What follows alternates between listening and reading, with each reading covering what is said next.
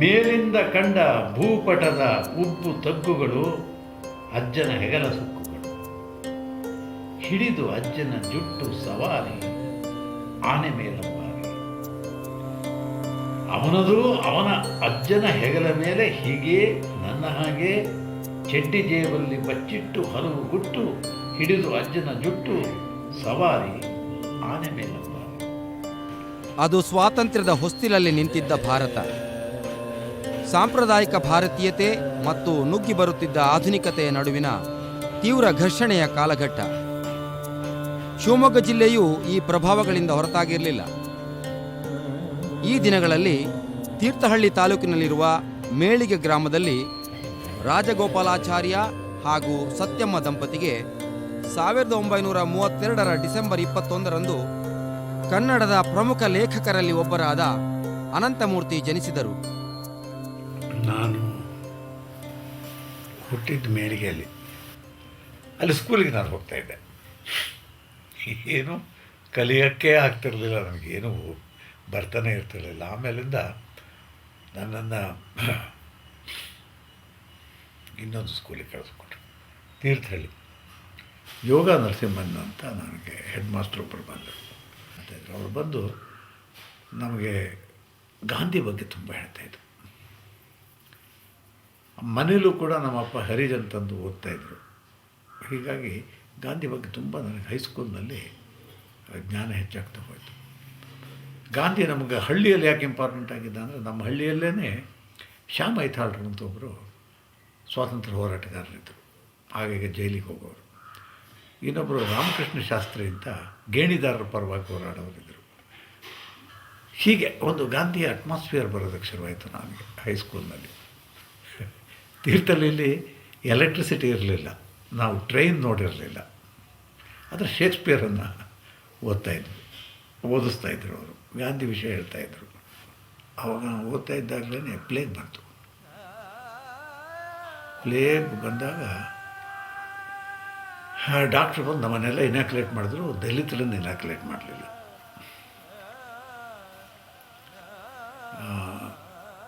ತೀರ್ಥಹಳ್ಳಿ ಜನ ಸಾಯಕ್ಕೆ ಶುರು ಮಾಡಿದ್ರು. ಸ್ಕೂಲ್ ಮುಚ್ಚಿಬಿಟ್ರು. ತುಂಬ ಜನ ಬಂದು ನಮ್ಮ ಹಳ್ಳಿನಲ್ಲಿ ನಮ್ಮೆಲ್ಲರ ಮನೆಗಳಲ್ಲಿ ಸಂಬಂಧಿಕರೆಲ್ಲ ಬಂದಿರೋದಕ್ಕೆ ಶುರು ಮಾಡಿದ್ರು. ದಲಿತರು ಸಾಯೋದಕ್ಕೆ ಶುರುವಾದರು. ದಲಿತರು ಸಾಯೋದಕ್ಕೆ ಶುರುವಾದಾಗ ಇಡೀ ಗುಡಿಸ್ಲಿಗೆ ಬೆಂಕಿ ಹಚ್ಬಿಡೋರು ಅವರು, ಎಲ್ಲ ಸತ್ತೋಗೋರು. ಆಗ ನೋಡಿ, ನಾನು ಹುಡುಗ, ಈ ಗಾಂಧಿದೂ ನಡೀತಾ ಇತ್ತು, ಈ ನಂಬಿಕೆಗಳು. ಇದರ ನಡುವೆ ನನಗೆ ಊರಿನಲ್ಲಿ ಜನ ನೋಡು, ಈ ಗಾಂಧಿ ಹರಿಜನರನ್ನೆಲ್ಲ ದೇವಸ್ಥಾನಕ್ಕೆ ಕರ್ಕೊಂಡು ಹೋಗ್ತಾ ಇದ್ದಾನೆ, ಆ ತಪ್ಪಿಗಾಗಿ ಇಲ್ಲಿ ನೋಡಿ ಸಾಯ್ತಾ ಇದ್ದಾರೆ ಇವರು ಅಂತ. ನನಗೆ ಅದು ಸುಳ್ಳು ಅಂತ ಅನಿಸಿತ್ತು. ಮೊದಲು ನನಗೆ ಅನುಮಾನಗಳು ಬರೋದಕ್ಕೆ ಶುರುವಾಗಿದ್ದು, ಅಥವಾ ಒಂದು ರಾಜಕೀಯ ಪ್ರಜ್ಞೆ ಅನ್ನೋದು ಮೂಡಕ್ಕೆ ಶುರುವಾಗಿದ್ದು ಅದರಿಂದ. ಅದು ಸುಳ್ಳು. ಈ ದಿನಗಳಲ್ಲಿ ತೀರ್ಥಹಳ್ಳಿಯ ಆಲ್ ಇಂಡಿಯಾ ಕಿಸಾನ್ ಸಭಾದ ಕಾರ್ಯದರ್ಶಿ ರಾಮನಂದನ ಮಿಶ್ರಾ ಮಾಡಿದ ಭಾಷಣವೊಂದನ್ನು ಕೇಳುವ ಅವಕಾಶ ಅವರಿಗೆ ಒದಗಿ ಬಂತು. ಅವರ ಭಾಷಣ ಏನಪ್ಪ ಅಂದರೆ, ಎಷ್ಟು ಸರಳವಾದ ಒಂದು ತತ್ವ. ಈಗ ಗಾಳಿ ಇದೆ, ದೇವರು ಗಾಳಿಯನ್ನು ಸೃಷ್ಟಿಸಿದ್ದಾನೆ, ನಾವು ಗಾಳಿನ ಹಂಚ್ಕೋತೀವ. ಆಕಾಶ ಇದೆ, ಆಕಾಶ ಹಂಚ್ಕೋತೀವ. ಮಳೆ ಇದೆ, ನೀರಿದೆ, ನೀರನ್ನು ಹಂಚ್ಕೋತೀವ? ಇಲ್ಲ. ಇವೆಲ್ಲ ಎಲ್ಲರಿಗೂ ಸೇರಿದ್ದು. ಭೂಮಿನ ಮಟ್ಟಿಗೆ ಅದು ಹೆಂಗೆ ಹಂಚ್ಕೊಳ್ಳೋದು? ಅದು ಎಲ್ಲರಿಗೂ ಸೇರಿದ್ದು. ನೋಡಿ, ನಾನೇನೋ ಕಾರ್ಲ್ ಮಾರ್ಕ್ಸ್ನ ಓದಿ ಹೆಚ್ಚಾಗಿದ್ದಲ್ಲ, ಇದು ಕೇಳಿದ್ದೆ ನನ್ನ ಕಣ್ಣಲ್ಲಿ ನೀರು ಬಂದ್ಬಿಡ್ತು. ಹೌದಲ್ಲ, ಇದು ಎಲ್ಲರಿಗೂ ಸೇರಿದ್ದಲ್ವ. ನಾನು ಸಮಾಜವಾದಿ ಆಗಿದ್ದೇ ಇಷ್ಟು ಸಿಂಪಲ್ ಆದ ಮಾತು. ಅನಂತಮೂರ್ತಿ ತನ್ನ ವಿದ್ಯಾರ್ಥಿ ದಶೆಯಲ್ಲೇ ಕಾಗೋಡು ಚಳವಳಿಯಲ್ಲಿ ಭಾಗವಹಿಸಿದವರು. ಅವರು ಗೋಪಾಲ್ ಗೌಡರ ಅನುಯಾಯಿಗಳಾಗಿದ್ದವರು, ಗೋಪಾಲ್ ಗೌಡರ ಆಪ್ತರಾಗಿದ್ದವರು. ಕಾಗೋಡಿನಲ್ಲಿ ರೈತರಿಗೆ ಒಂದು ಸಮಸ್ಯೆ ಇತ್ತು. ಅವರ ಜಮೀನ್ದಾರರು KG ಒಡೆಯರ್ ಅಂತ. ಅವರದ್ದೊಂದು ಸಮಸ್ಯೆ ಏನಪ್ಪ ಅಂದರೆ, ಕೇಳಿ ಥರ ವಸೂಲಿ ಮಾಡೋಕ್ಕೆ ಹೋದಾಗ ಕೊಳಗ ಹಿಡ್ಕೊಂಡು ಹೋಗೋರು. ಇಷ್ಟು ಕೊಳಗ ಭತ್ತ ಕೊಡಬೇಕು ಅಂತ. ಅಷ್ಟೇ ಕೊಳಗ ಭತ್ತ ತರ್ತಾಯಿದ್ರು. ಅದರ ಕೊಳಗದ ಗಾತ್ರವನ್ನು ದೊಡ್ಡ ಮಾಡ್ತಾ ಹೋದರು. ಆ ಕೊಳಗದ ಗಾತ್ರವನ್ನು ದೊಡ್ಡ ಮಾಡ್ತಾ ಹೋದಾಗ ಅದನ್ನೊಂದು ಇಶ್ಯೂ ಮಾಡ್ತೀವಿ ನಾವು, ಕೊಳಗದ ಗಾತ್ರ ದೊಡ್ಡ ಆಗಬಾರ್ದು ಅಂತ. ಅಲ್ಲ, ಅವ್ರ ತಂದೆ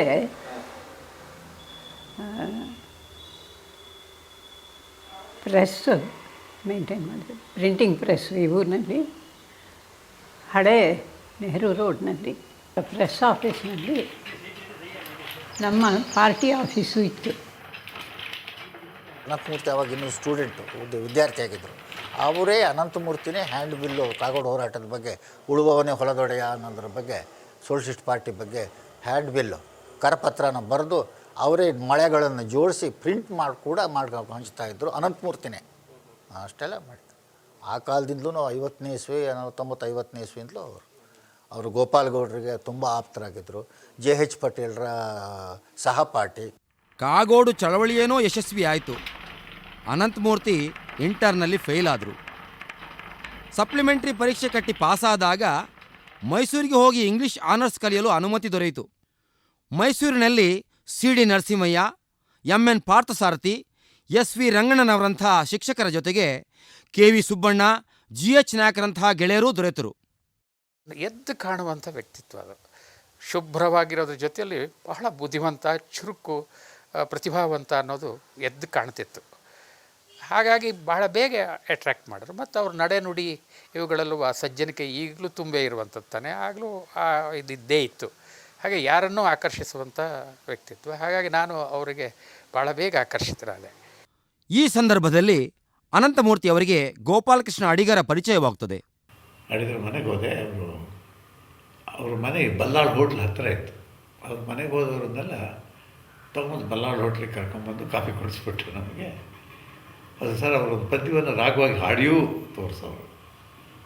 ಹಾಗೆ ಅವ್ರ ಪದ್ಯನ ಓದಕ್ಕೆ ಶುರು ಮಾಡಿದ್ರು. ಆಮೇಲಿಂದ ಹಾಗೆ ಅಡಿಗರ ಬಗ್ಗೆ ನನಗೆ ಗುರುತು ಹೆಚ್ಚಾಗ್ತಾ ಅವ್ರು ಹೊಸ ರೀತಿಯ ಪದ್ಯವನ್ನು ಬರೆದಾಗ ಅದಕ್ಕೆ ವಿರೋಧಿ ಆಗಿಬಿಟ್ಟೆ ನಾನು.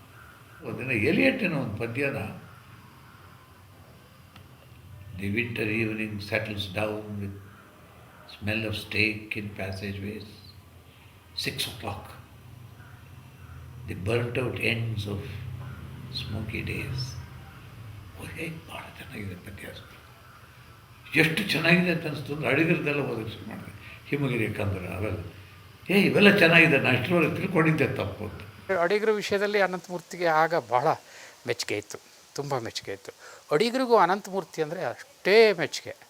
ಯಾವುದಕ್ಕೂ ಅನಂತಮೂರ್ತಿ ಭಾಳ ಬ್ರಿಲಿಯಂಟ್ ಅನ್ನುವಂಥದ್ದು ಒಂದು ಅವ್ರಿಗೆ ಸ್ಪಷ್ಟವಾಗಿತ್ತು. ಮತ್ತು ಅವರ ಅಭಿರುಚಿ ಬಗ್ಗೆ ಬಹಳ ಮೆಚ್ಚುಗೆ ಇತ್ತು. ಅದಕ್ಕೇ ಅವರ ಭೂಮಿಗೀತ ಕವನ ಸಂಕಲನ ಬಂದಾಗ ಅನಂತಮೂರ್ತಿ ಹತ್ರ ಮುನ್ನುಡಿ ಹಿನ್ನುಡಿ ಎರಡನ್ನೂ ಬರೆಸಿದರು. ಆ ಮುನ್ನುಡಿ ಹಿನ್ನುಡಿ ಇವತ್ತಿಗೂ ಚರಿತ್ರೆಯ ದೃಷ್ಟಿಯಿಂದ ಹೆಸರಿಸಲಿ ಹೇಳಬೇಕಾದಂಥ ಮುನ್ನುಡಿ ಅದು. ಅದರ ಆ ಕಾಲದಲ್ಲಿ ಹಾಗೆ ನವ್ಯ ಕಾವ್ಯವನ್ನು, ಅದು ಅಡಿಗರ ಆ ಕಾವ್ಯವನ್ನು ಅರ್ಥ ಮಾಡಿಕೊಂಡು ವ್ಯಾಖ್ಯಾನಿಸೋದು ಅನಂತಮೂರ್ತಿ ಮಾತ್ರ ಸಾಧ್ಯ ಅನ್ನೋಷ್ಟು ವಿಶೇಷವಾಗಿ ಕಾಣ್ತದ್ದು. 23 ವರ್ಷ ಇರ್ಬೇಕು ನನಗೆ ಮೊದಲು ಮೇಸ್ಟ್ರಾಗಿ ಹೋದಾಗ. ಆಮೇಲೆ ಮತ್ತೆ ನಾನು ಹೋದಾಗ ಎಸ್ತಾರ್ ಸ್ಟೂಡೆಂಟ್ ಆಗಿದ್ಲು. ಒಂದು 2 ವರ್ಷದಲ್ಲಿ ನನ್ನ ಮನೆಗೆ ಪಾಠ ಗೀಟಕ್ಕೆ ಅಂತ ಬರ್ತಾಯಿದ್ಲು. ಹಾಗೆ ಅವಳು ಮದುವೆ ಆಗೋದಂತ ನಾನು ನಿಶ್ಚಯ ಆದೆ. ನಾನು ಕ್ರಿಶ್ಚಿಯನ್ ಫ್ಯಾಮ್ಲಿಯಲ್ಲಿ ಬೆಳೆದಿದ್ದು. ನಮ್ಮ ಮನೇಲಿ ಅಷ್ಟು ನಾವು ಸಾಹಿತ್ಯದ ಬಗ್ಗೆ ಆಗಲಿ, ನಮ್ಮ ಪೇರೆಂಟ್ಸ್ ಯಾರು ನಮ್ಮನ್ನು ಅಷ್ಟು ಏನು ಎನ್ಕರೇಜ್ ಮಾಡ್ತಾ ಇರಲಿಲ್ಲ, ಓದ್ತಾ ಇರಲಿಲ್ಲ. ಆಮೇಲೆ ಇದು ಬೇರೆ ಥರದ ವಾತಾವರಣದಲ್ಲೇ ನಾನು ಬೆಳೆಯುವಾಗ ನಾನು ಚರ್ಚಿಗೆ ಹೋಗೋದು, ಚರ್ಚಿಗೆ ಸಂಬಂಧಪಟ್ಟಿದ್ದು ಅಂಥ ಜೊತೆಯಲ್ಲಿ ನಾನು ಬೆಳೆದವಳು. ಬಟ್ ಇವ್ರ ಸಂಪರ್ಕ ಆದಮೇಲೆ ಇದು ಕಂಪ್ಲೀಟ್ಲಿ ಬೇರೆಯೇ ಆಗೋಯ್ತು ನನಗೆ. ಆ್ಯಂಡ್ ಹಾಗೇ ಅದ್ರ ಜೊತೇಲಿ ಬದುಕೋದನ್ನ ಕಲಿತು ಇದುವರೆಗೂ ಉಳ್ಕೊಂಬಂದಿದ್ದೀನಿ. ಅಲ್ಲಿಂದ ಶುರುವಾಯಿತು ನನಗೂ ನಮ್ಮ ತಂದೆಗೂ ಒಂದು ಸಮಸ್ಯೆ. ಇದು ಎಲ್ಲವೂ ಕೂಡ ನನ್ನ ಅಲ್ಲಿ ಕಾಗೋಡು ರೈತ ಸತ್ಯಾಗ್ರಹದಿಂದ ಶುರುವಾದವು ಎಲ್ಲ ಬೆಳವಣಿಗೆಗಳು. ಒಂದು ರೀತಿಯ ಪರಿವರ್ತನೆಯ ಕಾಲ ಅದು. ನಾನು ಮೈಸೂರಲ್ಲಿದ್ದೆ, ಮಹಾರಾಜ ಕಾಲೇಜಿನಲ್ಲಿ ಮೇಸ್ಟ್ರಾಗಿದ್ದೆ. ಒಂದಿನ ನನಗೆ ಇದಕ್ಕಿದ್ದಂಗೆ ಒಂದು ಪತ್ರ ಬಂತು, ನಿನಗೆ ಕಾಮನ್ವೆಲ್ತ್ ಸ್ಕಾಲರ್ಶಿಪ್ ಸಿಕ್ಕಿದೆ, ಈ ಯಾವುದೋ ಒಂದು 2-3 ಯೂನಿವರ್ಸಿಟಿ ಹೇಳಿ ಇದು ಯಾವುದಾದ್ರು ಒಂದರಲ್ಲಿ ನಿನಗೆ ತಗೋತೀವಿ ಅಂತ. ನಾನು ಬರ್ಮಿಂಗಮನ್ನು ಆಯ್ಕೆ ಮಾಡಿದೆ.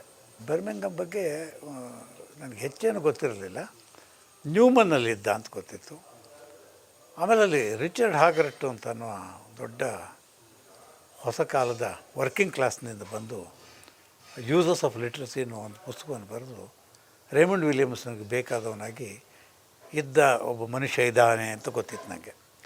ಅಲ್ಲದೆ ಅವನು ಆರ್ಡನ್ ಮೇಲೆ ಒಂದು ಪುಸ್ತಕ ಬೇರೆ ಬರೆದಿದ್ದ. ಸೊ ಅದರಿಂದ ಬರ್ಮಿಂಗಮ್ಮಿಗೆ ನಾನು ಹೋಗ್ತೀನಿ ಅಂತಂದೆ. ನನಗೆ ಮಾಲ್ಕಮ್ ಬ್ರಾಡ್ಬರಿ ಸ್ನೇಹಿತ ಆಗಿದ್ದ, ಅದ್ರ ಜೊತೆಗೇ ಡೇವಿಡ್ ಲಾಡ್ಜು ಇದ್ದ. ಮಾಲ್ಕಮ್ ಬ್ರಾಡ್ಬರಿದು ನನ್ನ ಸ್ನೇಹ ನನ್ನನ್ನು ಸಂಸ್ಕಾರ ಬರೆಯೋದಕ್ಕೆ ಹಚ್ಚಿದ್ದು ಅದೇನೆ. ಅವನ ಜೊತೆ ಒಂದು ಸರಿ ವಾದ ಮಾಡ್ತಾಯಿದ್ದೆ. ಇದನ್ನು ಸಿನಿಮಾ ನೋಡಿ ಬಂದು, ಸೆವೆಂತ್ ಸೀಲ್ ಮೆಡೀವಲ್ ಟೈಮ್ ಬಗ್ಗೆ ನೋಡು, ಅವನೊಬ್ಬ ಒಂದು ಸಿನಿಮಾ ಮಾಡೋಕ್ಕೆ ಯಾಕೆ ಸಾಧ್ಯ ಅವನಿಗೆ ಅಂದರೆ ಲೈಬ್ರರಿಗೆ ಹೋಗಿ ಓದಿದ್ರಿಂದ. ನನಗೆ ಮೆಡೀವಲ್ ಟೈಮ್ಸು ನನ್ನ ಮನಸ್ಸೊಳಗೆ ಇದೆ. Times coexist in India ಅಂತ ಇದೆ. Different times coexist. ಹಾಗಾದ್ರೆ ಹಂಗೆ ಬರೀಬೇಕು ನೀನು. ಯಾವುದೋ ಹೈಸ್ಕೂಲ್ನಲ್ಲಿ ಇದ್ದಾಗ ನಾನು ಬರಿತಾ ಇದ್ದ ಒಂದು ಕತೆ ನೆನಪಾಗಿ ನಾನು ಸಂಸ್ಕಾರನ ರೀರೈಟ್ ಮಾಡಿದ್ದು. ಅವರು ಹೇಗೆ ಬರೆದ್ರು ಅಂದರೆ ಅದನ್ನು 3 ದಿನ ನನಗೆ ಅವ್ರು ಬರಿತಾ ಇರೋದು ನಂಗೆ ಗೊತ್ತೇ ಇರಲಿಲ್ಲ. ಯಾಕಂದರೆ ನನ್ನ ಜೊತೆಲಿ ಮಗ ಶರತ್ ಇದ್ದ, ಅವನು 10 ತಿಂಗಳು ಹುಡುಗ. ನಮ್ಮದೊಂದು 2 ರೂಮ್ ಫ್ಲ್ಯಾಟ್ ಇತ್ತು. ಫ್ಲ್ಯಾಟ್ನಲ್ಲಿ ಎಲ್ಲ ಸಾಮಾನೆಲ್ಲ ಹಾಕ್ಕೊಂಡು, ಆಟದ ಸಾಮಾನು ಹಾಕ್ಕೊಂಡು ಅವನ್ನ ಜೊತೆಗೆ ಹಾಕ್ಕೊಂಡು ಟಿ ವಿ ಹಾಕ್ಕೊಂಡು ಕೂತ್ಕೋತಾ ಇದ್ದೆ ನಾನು, ಅವನ್ನ ಎಂಗೇಜ್ ಮಾಡಿಕೊಂಡು. ಅವರು ಒಳಗೆ ರೂಮ್ನಲ್ಲಿ ಏನೋ ಅವರು ಓದ್ತಾ ಇದ್ದಾರೇನೋ ಅಂತ ಅಂದ್ಕೊಂಡೆ. ಬಟ್ 3 ದಿನ ಕಂಟಿನ್ಯೂಸ್ ಆಗಿ ಕೂತು ಬರೆದಿದ್ದಾರೆ ಅವರು. ಆಮೇಲೆ ನನಗೆ ತೋರಿಸಿದ್ರು ಅದನ್ನು.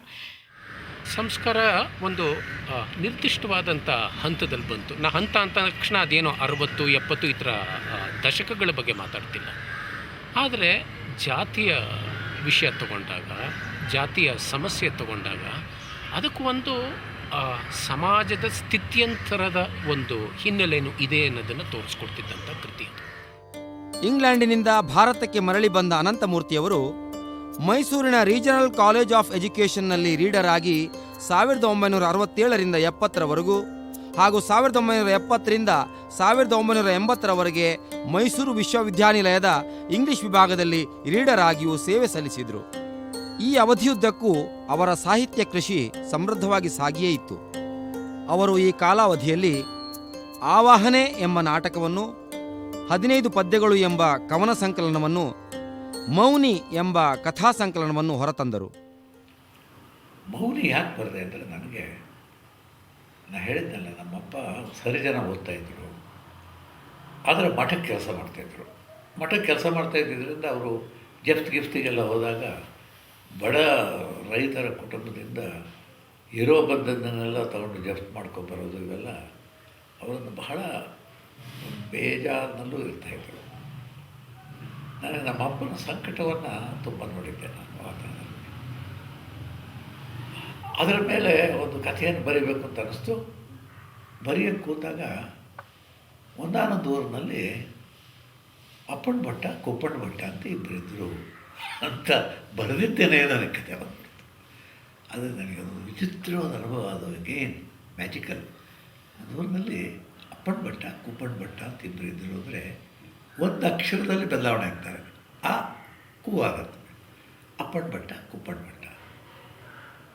ಬರೆದಿದ್ದರೆ ನಾನು ಅಪ್ಪಣ್ಣ ಭಟ್ಟ, ಕುಪ್ಪಣ್ಣ ಭಟ್ಟ ಆಗ್ಬೋದಾಗಿತ್ತು, ಕುಪ್ಪಣ್ಣ ಭಟ್ಟ ಅಪ್ಪಣ್ಣ ಭಟ್ಟ ಆಗ್ಬೋದಾಗಿತ್ತು.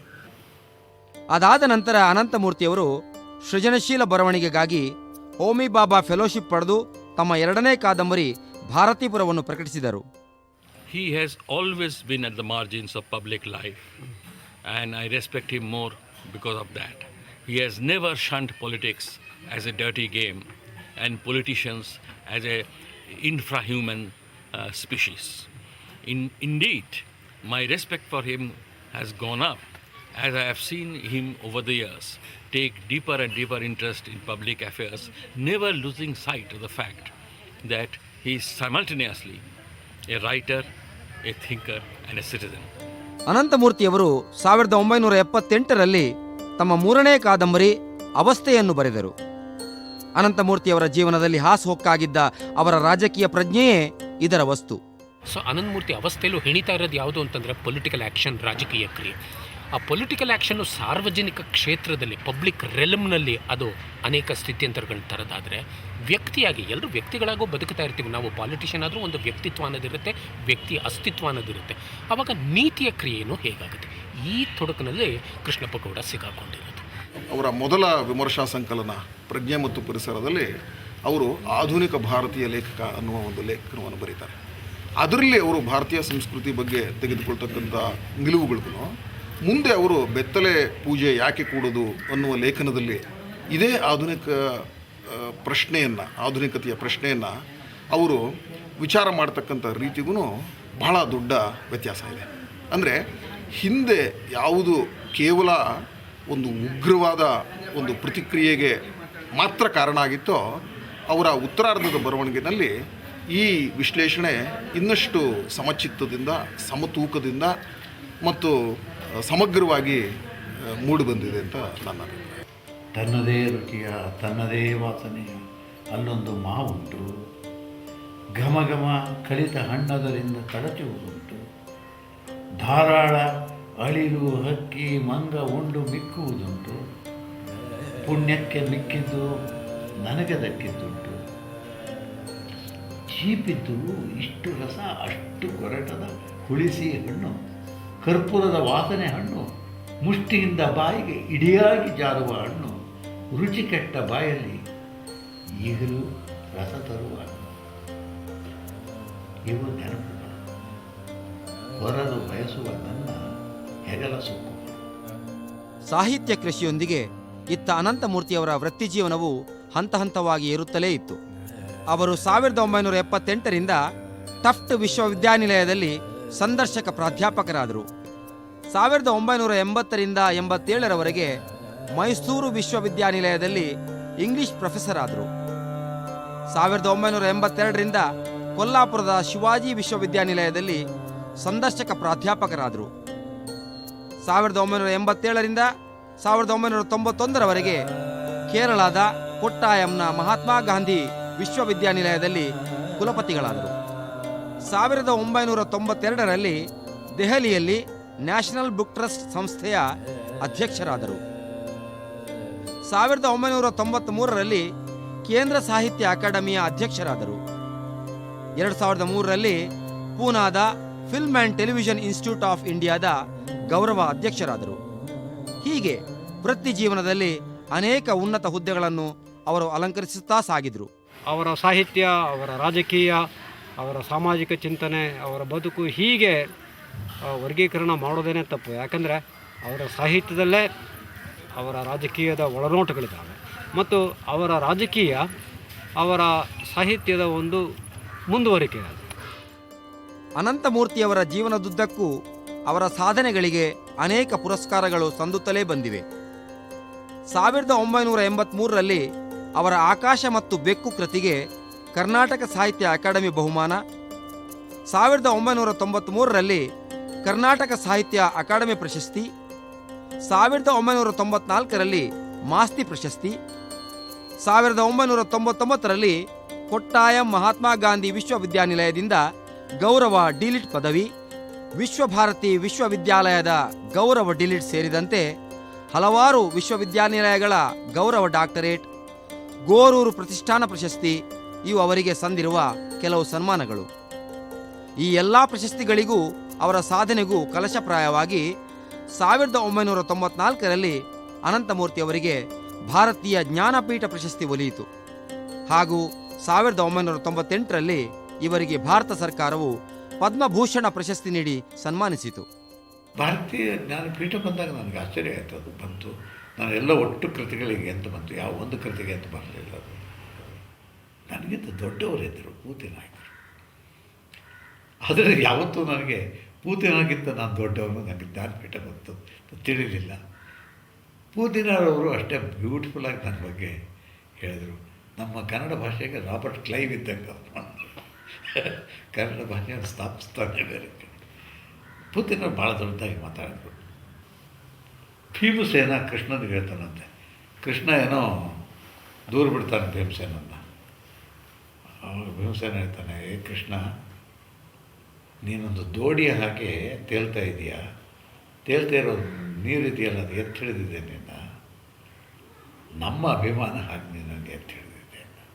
ನೀನು ಏನಾಗಿದೆಯೋ ಅದಕ್ಕೆ ನಮ್ಮ ಅಭಿಮಾನ ಇದೆ ಅಂತ. ಅದು ಬಹಳ ವಂಡರ್ಫುಲ್. ಎಲ್ಲ ರೈಟರಿಗೂ, ನಾನೊಬ್ಬ ರೈಟರ್ ಆಗಿದ್ದರೆ ಅದಕ್ಕೆ ಏನಾದರೂ ಒಂದು ಅರ್ಥ ಇದ್ದರೆ, ನಾನು ಓದಿದವರ ಅಭಿಮಾನ ಇದೆಯಲ್ಲ, ಅದು ಕೂಡ ನನ್ನ ಬರವಣಿಗೆಗೆ ಒಂದು ಅರ್ಥವನ್ನು ತಂದು ಕೊಡ್ತಾ ಇರುತ್ತೆ. ಅನಂತಮೂರ್ತಿಯವರು ತಮ್ಮ ಸಾಧನೆಗಳ ಭಾರದಿಂದ ಎಂದೂ ಮುಳುಗಿ ಹೋಗಲಿಲ್ಲ. ಅವರ ಸಾಹಿತ್ಯ ಸೃಷ್ಟಿ ಸಾಗಿಯೇ ಇತ್ತು. ಅವರು ಭವ ಹಾಗೂ ದಿವ್ಯ ಎಂಬ ಮತ್ತೆರಡು ಕಾದಂಬರಿಗಳನ್ನು ಬರೆದರು. ತುಮಕೂರಿನಲ್ಲಿ 2002ರಲ್ಲಿ ನಡೆದ ಕನ್ನಡ ಸಾಹಿತ್ಯ ಸಮ್ಮೇಳನದ ಅಧ್ಯಕ್ಷತೆಯನ್ನು ನಿರ್ವಹಿಸಿದರು. ಪೆನ್ಸಿಲ್ವೇನಿಯಾ ವಿಶ್ವವಿದ್ಯಾನಿಲಯದ ದಕ್ಷಿಣ ಏಷ್ಯಾ ವಿಭಾಗದಲ್ಲಿ ಪ್ರೊಫೆಸರ್ ಆದರು. ಕಾರ್ನೆಲ್ ವಿಶ್ವವಿದ್ಯಾನಿಲಯ ಹಾಗೂ ಟೆಕ್ಸಾಸ್ ವಿಶ್ವವಿದ್ಯಾನಿಲಯದಲ್ಲಿ ಸಂದರ್ಶಕ ಪ್ರಾಧ್ಯಾಪಕರಾದರು. ಇವೆಲ್ಲವುಗಳ ಜೊತೆಯಲ್ಲೇ ಅನಂತಮೂರ್ತಿಯವರು ಕರ್ನಾಟಕದ ರಾಜಕೀಯ ರಂಗಕ್ಕೂ ಧುಮುಕಿ ತಾವು ನಂಬುವ ರಾಜಕೀಯ ನಿಲುವುಗಳಿಗಾಗಿ ಹೋರಾಡಿದರು. ಜಾಗತೀಕರಣಗೊಳ್ಳುತ್ತಿರುವ ಭಾರತದಲ್ಲಿ ನಿಂತು ಇಂದು ಅನಂತಮೂರ್ತಿಯವರು ಮತ್ತೆ ತಮ್ಮ ರಾಜಕೀಯ ನಿಲುವುಗಳನ್ನು ವಿಮರ್ಶೆ ಮಾಡಿಕೊಳ್ಳುತ್ತಾ ಹೊಸ ರಾಜಕೀಯ ಸಾಹಿತ್ಯಿಕ ಸಾಧ್ಯತೆಗಳ ಕುರಿತಾಗಿ ಯೋಚಿಸುತ್ತಾ ಅವುಗಳಿಗಾಗಿ ಹೋರಾಡುತ್ತಾ ನಡೆದಿದ್ದಾರೆ.